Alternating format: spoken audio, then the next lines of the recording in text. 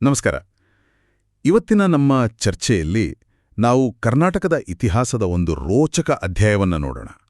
ಚಿತ್ರದುರ್ಗದ ವೀರವನಿತೆ ಒನಕೆ ಓಬವ್ವ ಅಂತ ಕೇಳಿದ ತಕ್ಷಣನೇ ಒಂದು ರೀತಿಯ ಶೌರ್ಯದ ಚಿತ್ರಣ ಕಣ್ಮುಂದೆ ಬರುತ್ತೆ ಅಲ್ವಾ? ಹೌದು ಹೌದು, ಖಂಡಿತ. ನಮ್ಮ ಹತ್ರ ಇರೋ ಆಧಾರಗಳನ್ನು ಇಟ್ಕೊಂಡು ಈ ಅಸಾಮಾನ್ಯ ಮಹಿಳೆಯ ಕಥೆಯ ಆಳಕ್ಕೆ ಇಳಿಯೋಣ. ನಮ್ಮ ಉದ್ದೇಶ ಬರೀ ಕಥೆ ಕೇಳೋದಲ್ಲ, ಆಕೆಯ ಧೈರ್ಯ, ಆ ಸಮಯ ಪ್ರಜ್ಞೆ, ಆ ಒಂದು ಘಟನೆ ಇವತ್ತಿಗೂ ಹೇಗೆ ಮುಖ್ಯ ಅನ್ನೋದನ್ನು ಸ್ವಲ್ಪ ಅರ್ಥ ಮಾಡಿಕೊಳ್ಳೋದು. ನಿಜ, ಒಬ್ಬ ಸಾಮಾನ್ಯ ಮಹಿಳೆ ಅನಿರೀಕ್ಷಿತವಾಗಿ ಕೋಟೆಯನ್ನೇ ಕಾಪಾಡೋಕ್ ನಿಂತಿದ್ದು ಅದು ನಿಜಕ್ಕೂ ಅಸಾಮಾನ್ಯ ವಿಷಯ. ಸರಿ, ಹಾಗಾದ್ರೆ ಶುರು ಮಾಡೋಣ. ಮೊದಲಿಗೆ ಓಬವ್ವ ಅಂದ್ರೆ ಯಾರು, ಆಮೇಲೆ ಅವರ ಹೆಸರಿನ ಜೊತೆ ಈ ಒನಕೆ ಅನ್ನೋದು ಯಾಕೆ ಸೇರ್ಕೊಂಡಿದೆ, ಏನಿದ್ರ ಹಿನ್ನೆಲೆ? ಓಬವ್ವ ಮೂಲತಃ ಚಿತ್ರದುರ್ಗ ಕೋಟೆಯ ಒಬ್ಬ ಕಾವಲುಗಾರನ ಪತ್ನಿ. ಅವರ ಹೆಸರು ಕಹಳೆ ಮುದ್ದ ಹನುಮ ಅಂತ. ಆಕೆ ಒಬ್ಬ ಸಾಮಾನ್ಯ ಗೃಹಿಣಿ. ಇನ್ನು ಒನಕೆ ಅಂದ್ರೆ ಈಗಲೂ ಹಳ್ಳಿಗಳಲ್ಲಿ ಬಳಸ್ತಾರಲ್ವಾ? ಹೌದು, ಧಾನ್ಯ ಕುಟ್ಟೋಕೆ ಒಂದು ಉದ್ದನೆಯ ಮರದ ಕೋಲು. ಅದೇ ಒನಕೆ.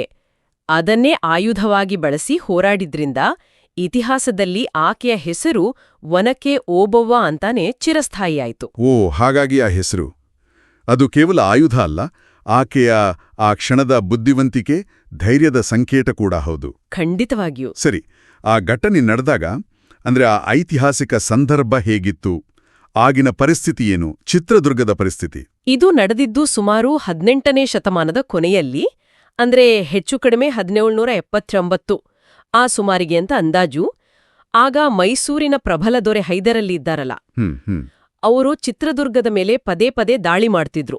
ಯಾಕೆ ಅಂದ್ರೆ ಆ ಕೋಟೆ ಇದೆಯಲ್ಲ, ಆ ಕಾಲದಲ್ಲಿ ಬಹಳ ಬಲಿಷ್ಠ, ಆಯಕಟ್ಟಿನ ಜಾಗದಲ್ಲಿದ್ದ ಕೋಟೆ. ಹೌದು, ದಕ್ಷಿಣ ಭಾರತದಲ್ಲಿ ಅದೊಂದು ಪ್ರಮುಖ ಕೋಟೆಯಾಗಿತ್ತು. ಹೌದು, ಅದನ್ನ ವಶಪಡಿಸಿಕೊಳ್ಳೋದು ಹೈದರಲಿಗೆ ಒಂದು ಪ್ರತಿಷ್ಠೆಯ ಪ್ರಶ್ನೆಯಾಗಿತ್ತು. ತುಂಬಾ ಪ್ರಯತ್ನಪಟ್ರು, ಆದರೆ ಕೋಟೆ ಒಳಗಡೆ ಹೋಗೋಕೆ ಆಗ್ಲೇ ಇಲ್ಲ. ಆಗ ಅವರ ಸೈನಿಕರು ಕೋಟೆ ಸುತ್ತ ಕಾವಲ್ ಕಾಯ್ತಾ ಒಂದು ಸಣ್ಣ ರಹಸ್ಯ ದಾರಿಯನ್ನ ಕಂಡಿಡ್ತಾರೆ. ಒಂದು ಕಿಂಡಿ. ಓಹೋ, ನೇರವಾಗಿ ಯುದ್ಧ ಮಾಡಿ ಗೆಲ್ಲೋಕಾಗ್ದೆ ಈ ತರ ಒಂದು ಕಳ್ಳದಾರಿ ಹುಡುಕುದ್ರಾ? ಹೌದು, ಅದನ್ನೇ ಕಳ್ಳದಾರಿ ಅಥವಾ ಕಿಂಡಿ ಅಂತ ಇವತ್ತಿಗೂ ಕರೀತಾರೆ. ಅದರ ಮೂಲಕ ಸೈನಿಕರನ್ನ ಒಳಗೆ ಕಳಿಸೋ ಪ್ಲಾನ್ ಮಾಡಿದ್ರು. ಅಬ್ಬಾ, ಆಗೇನಾಯ್ತು? ಆ ದಿನ ಓಬವ್ವನ ಪಾತ್ರ ಹೇಗೆ ಬಂತು? ಅದೇ ದಿನ ಬಹುಶಃ ಮಧ್ಯಾಹ್ನದ ಸಮಯ ಇರಬೇಕು. ಆ ಕಿಂಡಿ ಇದ್ದ ಭಾಗದ ಕಾವಲುಗಾರ ಅಂದ್ರೆ ಓಬವ್ವನ ಪತಿ ಊಟಕ್ಕೆ ಅಂತ ಹೋಗಿದ್ರು. ಓಬವ್ವ ಅವರಡೆ ಕುಡಿಯೋಕೆ ನೀರ್ ತರಕ್ಕೆ ಅಂತ ಆ ಕಡೆ ಬಂದಾಗ ಆ ಕಿಂಡಿ ಹತ್ರ ಏನೋ ಸದ್ದು ಕೇಳಿಸ್ತೆ. ಯಾರೋ ಬರ್ತಿರೋ ತರ. ಶತ್ರು ಸೈನಿಕರ ಸದ್ದ? ಹೌದು, ಅದನ್ನ ತಕ್ಷಣ ಗುರುತಿಸಿದ್ರು ಓಬವ್ವ. ಪರಿಸ್ಥಿತಿ ಎಷ್ಟು ಗಂಭೀರವಾಗಿದೆ ಅಂತ ಅರ್ಥ ಮಾಡಿಕೊಂಡು ಒಂದು ಕ್ಷಣ ಕೂಡ ತಡ ಮಾಡ್ಲಿಲ್ಲ. ತನ್ನ ಕೈಗೆ ಸಿಕ್ಕಿದ್ದು ಅದೇ ಒನಕೆ. ಅದನ್ನೇ ಗಟ್ಟಿಯಾಗಿ ಹಿಡಿದು ಆ ಕಿಂಡಿ ಹತ್ರ ಸ್ವಲ್ಪ ಮರೆಯಾಗಿ ನಿಂತ್ರು. ನೆನ್ಸ್ಕೊಂಡ್ರೇನೆ ಮೈ ರೋಮಾಂಚನ ಆಗುತ್ತೆ. ಒಬ್ರೇ ಮಹಿಳೆ, ಕೈಲಿ ಯುದ್ಧದ ಖಡ್ಗ ಗಿಡ್ಗ ಏನೂ ಇಲ್ಲ, ಬರೀ ಒಂದು ಒನಕೆ. ಮುಂದೇನಾಯ್ತು? ಆ ಕಿಂಡಿ ಇದೆಯಲ್ಲ, ಅದು ತುಂಬಾ ಕಿರಿತಾದ ದಾರಿ. ಒಬ್ಬೊಬ್ಬ ಸೈನಿಕ ಮಾತ್ರ ತಲೆ ಹಾಕಿ ಮೇಲೆ ಬರಬಹುದಿತ್ತು. ಹಾಗೆ ಒಬ್ಬ ಸೈನಿಕ ತಲೆ ಹೊರಗೆ ಹಾಕಿದ ತಕ್ಷಣ ಓಬವ್ವ ತನ್ನ ಕೈಲಿದ್ದ ಒನಕೆಯಿಂದ ಅವನ ತಲೆಗೆ ಬಲವಾಗಿ ಹೊಡೆದ್ರು, ಸದ್ದೇ ಇಲ್ದೆ. ಅಯ್ಯೋ! ಒಬ್ಬರಂತೆ ಬಂದ ಹಲವು ಸೈನಿಕರನ್ನ ಅದೇ ರೀತಿ ಸಂಹಾರ ಮಾಡಿದ್ರು.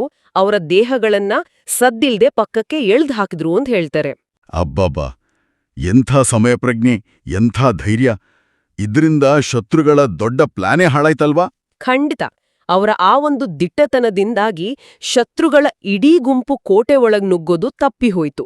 ಕೋಟೆಗೆ ಆ ಕ್ಷಣದ ದೊಡ್ಡ ಅಪಾಯ ತಪ್ಪಿತು. ಇಲ್ಲಿ ಒಂದು ಪ್ರಶ್ನೆ ಬರುತ್ತೆ. ಅಂದ್ರೆ ಇದು ನಿಜಕ್ಕೂ ಒಬ್ರೇ ಮಹಿಳೆ ಇಷ್ಟೊಂದು ಸೈನಿಕರನ್ನ ಎದುರಿಸಿದ ಕಥೆನಾ, ಅಥವಾ ಕಾಲಕ್ರಮೇಣ ಜನಪದದಲ್ಲಿ ಸ್ವಲ್ಪ ಉತ್ಪ್ರೇಕ್ಷೆ ಸೇರಿರುತ್ತಾ? ಐತಿಹಾಸಿಕವಾಗಿ ಎಷ್ಟು ದೃಢವಾಗಿದೆ ಇದು? ಇದು ಸಹಜವಾದ ಪ್ರಶ್ನೆ. ಐತಿಹಾಸಿಕ ಘಟನೆಗಳು ಬಾಯಿಂದ ಬಾಯಿಗೆ ಹರಡಿ ಕಥೆಗಳಾದಾಗ ಸ್ವಲ್ಪ ಬಣ್ಣ ಸೇರ್ಕೊಳ್ಳೋ ಸಾಧ್ಯತೆ ಇದ್ದೇ ಇರುತ್ತೆ. ನಿಖರವಾಗಿ ಎಷ್ಟು ಸೈನಿಕರನ್ನ ಕೊಂದ್ರು ಅನ್ನೋ ಸಂಖ್ಯೆ ಬಗ್ಗೆ ಬೇರೆ ಬೇರೆ ಅಭಿಪ್ರಾಯ ಇರಬಹುದು. ಆದರೆ ಓಬವ್ವ ಆ ದಿನ ಅಸಾಮಾನ್ಯ ಧೈರ್ಯ ತೋರಿಸಿ ಶತ್ರುಗಳ ಪ್ರಯತ್ನವನ್ನ ವಿಫಲಗೊಳಿಸಿದ್ದು, ಕೋಟೆ ರಕ್ಷಣೆಯಲ್ಲಿ ಮುಖ್ಯ ಪಾತ್ರ ವಹಿಸಿದ್ದು ಮಾತ್ರ ಸತ್ಯ. ಹೌದು, ಆ ಮೂಲ ಘಟನೆ ನಡೆದಿದೆ ಅನ್ನೋದು ಮುಖ್ಯ. ಹೌದು, ಆಕೆಯ ಕೃತ್ಯವನ್ನ ಕೇವಲ ಶೌರ್ಯ ಅಂತ ನೋಡೋದಲ್ಲ, ಅದು ತನ್ನ ನಾಡು, ತನ್ನ ಕರ್ತವ್ಯದ ಬಗ್ಗೆ ಆಕೆಗಿದ್ದ ನಿಷ್ಠೆಯ ಪ್ರತೀಕ. ಅದರಲ್ಲೂ 18ನೇ ಶತಮಾನದ ಸಮಾಜದಲ್ಲಿ ಒಬ್ಬ ಸಾಮಾನ್ಯ ಹೆಣ್ಣುಮಗಳು ಈ ಮಟ್ಟದ ಸಾಹಸ ಮಾಡಿದ್ದು ನಿಜಕ್ಕೂ ಗ್ರೇಟ್ ಅಲ್ವಾ? ಖಂಡಿತವಾಗಿಯೂ. ಆ ಸಮಯ ಪ್ರಜ್ಞೆ, ಆ ಸಂದರ್ಭಕ್ಕೆ ತಕ್ಕ ಹಾಗೆ ತಕ್ಷಣ ರಿಯಾಕ್ಟ್ ಮಾಡಿದ್ದು, ಅದು ನಿಜಕ್ಕೂ ಮೆಚ್ಚುವಂಥದ್ದು. ಬಹುಶಃ ಆ ಜಾಗದ ಪರಿಚಯ ಅವರಿಗೆ ಚೆನ್ನಾಗಿ ಇದ್ದಿದ್ದು ಸಹಾಯ ಆಗಿರ್ಬೋದೇನೋ.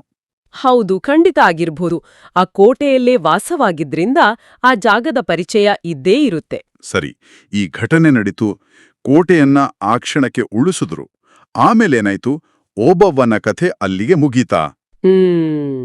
ಇಲ್ಲಿ ಸ್ವಲ್ಪ ಬೇಸರದ ಸಂಗತಿ ಇದೆ.